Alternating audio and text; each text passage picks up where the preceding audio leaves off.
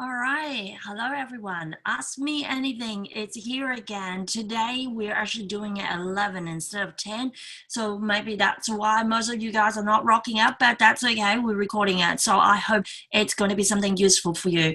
There's been a couple of questions lately asking me about online and offline businesses. So often what happens is when someone comes to talk to us about business, they would be thinking, let's say, maybe having a market store, or they might be thinking about setting up the online business.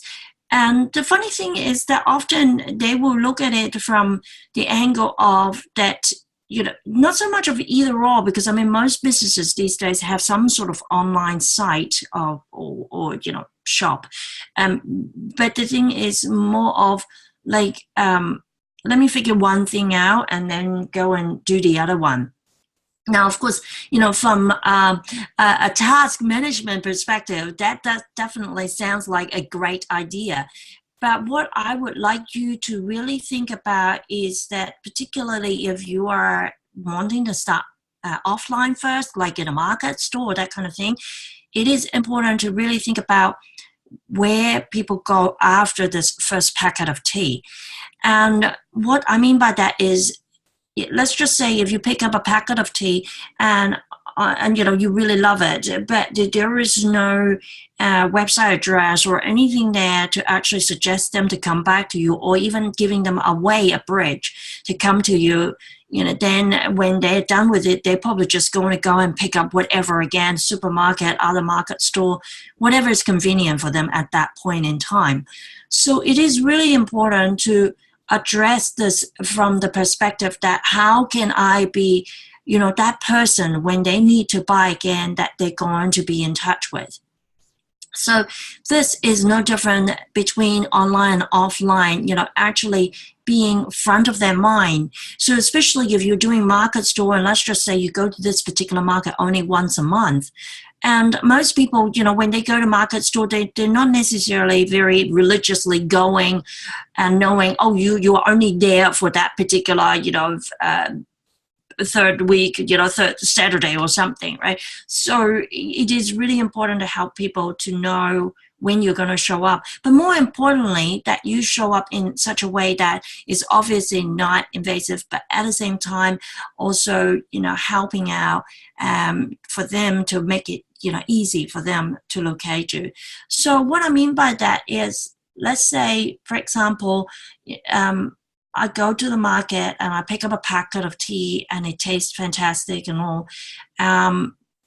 When I'm actually in the market store, when I'm paying for it, the market store holders say, oh, if you like this tea, you can grab some more from our website. Here's a discount voucher, feel free to use that.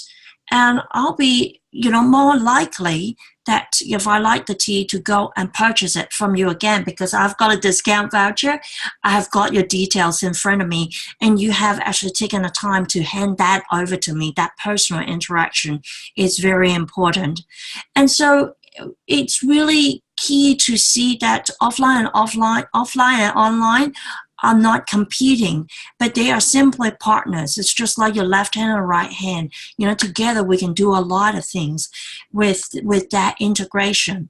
So if you happen to be mainly online, and let's just say you have gone to a particular event, to do some offline stuff, again, help people to find you in an integrated sort of way. So you could actually online, you actually say, hey, I'm going to be in this, school feed, in 2 weeks time, and let them know that they can actually come and sample some of the tea, give them a reason to be there to find you.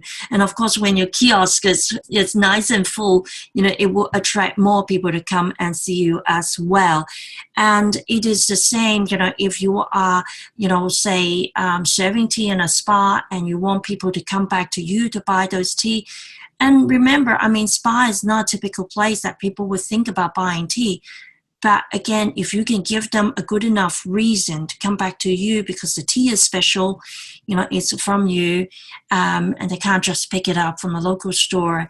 And also you have given them something to hook them in for the second sale, then that is going to be your winning strategy to continue that sales journey with them.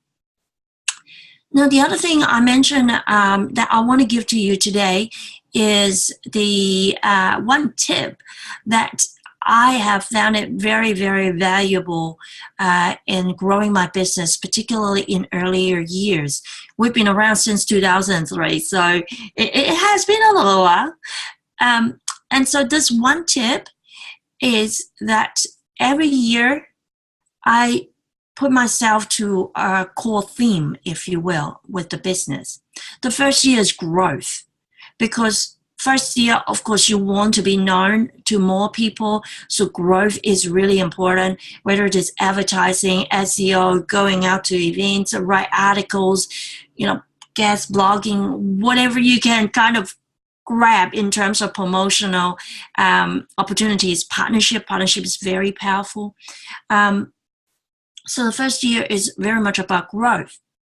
Then the second year is about expenses, getting smarter with expenses. Not necessarily just keep doing cost cutting, because this is dangerous. Like if you listen to a lot of, the growth expert or sales expert talk about, the whole ecology of the business, you cannot keep doing cost cutting. It's sooner or later, it's going to cut your morale as well, and it's painful. So when we say getting smarter with cost, it's like, okay, right, I'm advertising in print. Not a lot of people do that anymore, but let's just say you do, right? You might actually ask, are they generating results? Do you know whether they're generating results? So you might say, okay, on the ad, there's a promo code, for 20% off or something. And if you keep getting people using that code, then that ad is effective. But if not, then maybe it's time to say goodbye to the printed ads. Same deal with online ads and anything else that you put money to. Is it necessary? Do you see some way you can actually get smarter with the expenses? For example, social posting. Man, it's a giant time suck. This whole social posting. It's like this never-ending screaming, pooping baby. You got to really put a lot of energy and eyeball juice to it. But how can you make it a little easier? I got a tip for you, and it's really simple, and that is schedule a post. So you might actually go into Facebook and you schedule a whole ton of posts for up to 3 months. You might have already materials, or you might have found other articles that are really useful for your tribe. Bang it together and just schedule them, every day, every week, whatever works for you in terms of frequency. At least every 2 days, ideally, in this noisy place. But yeah, look, you've got to experiment in terms of frequency. But what you could do is scheduling them in one hit. So you might spend, let's just say, 2 hours in scheduling 3 months worth of posts. And you can do that. And that is going to save you time and all that random task switching, doing, a bit of books, then you come and do fulfill orders, then you go and do some social posting. That is a very giant time suck. And you might say, well, actually, I haven't really found any articles, and I like your idea of scheduling post. What then? Well, there are definitely apps out there that can help. The one I like to use is called Buffer, and I'll tell you a bit more in another video or recording. But I think, the important thing is that looking smarter with your time. Imagine your 24 hours every day is $24 budget that you have, and say, okay, how can I get smarter with these $24? And that, easily somewhere between $5 to $8, 5 to 8 hours, you'll be sleeping, right? Depending on how much sleep you usually average. So, there is already, a smaller amount of number of hours that you can actually allocate to doing decent work. And of course, if you listen to any, productivity expert, they will say that focus work, you can really only last somewhere around 30 to an hour, 30 minutes to an hour.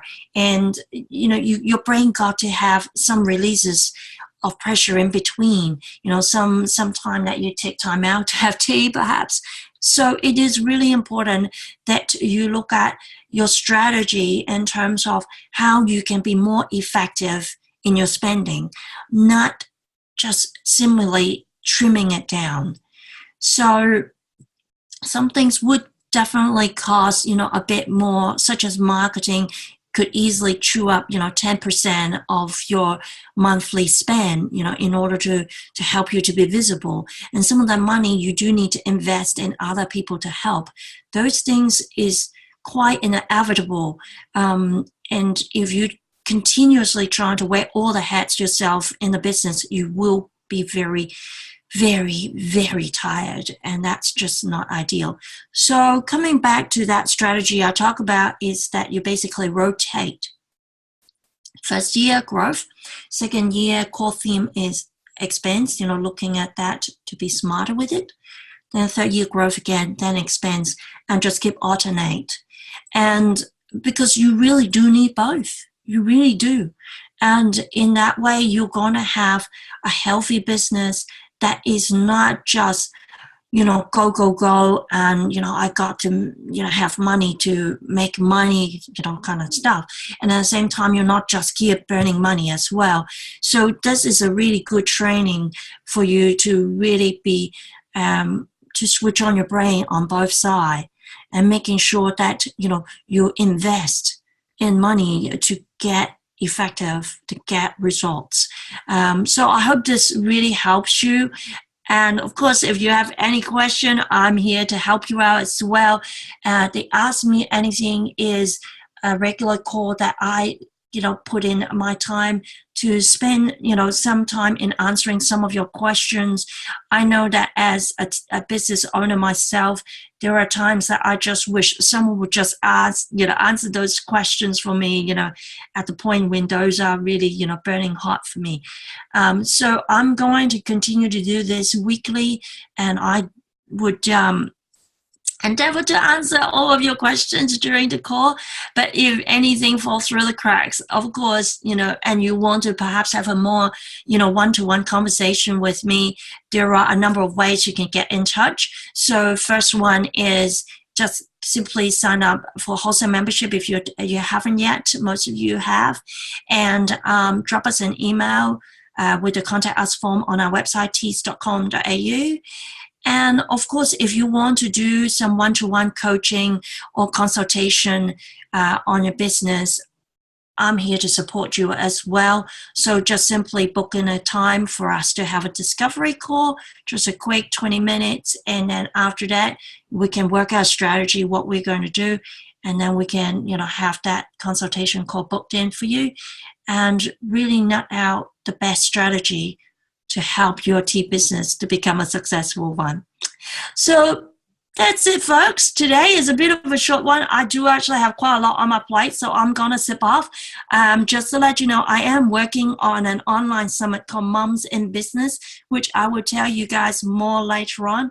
It is a way that moms supporting other moms who are in business, talking about many different strategies and techniques, or whether it is communication between partners, or whether it is to do with taking time out, such as, tea time equals the me time, parenting without anger, how to, manage your finance as a businesswoman.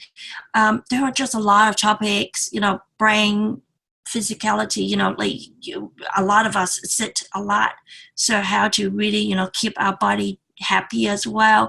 And yeah, just tons of really good juicy stuff. I'm working with another 10, 11 speakers doing this, and it's going to go live in mid-November, 14th to 17th. So yeah, I'll definitely tell you more later on.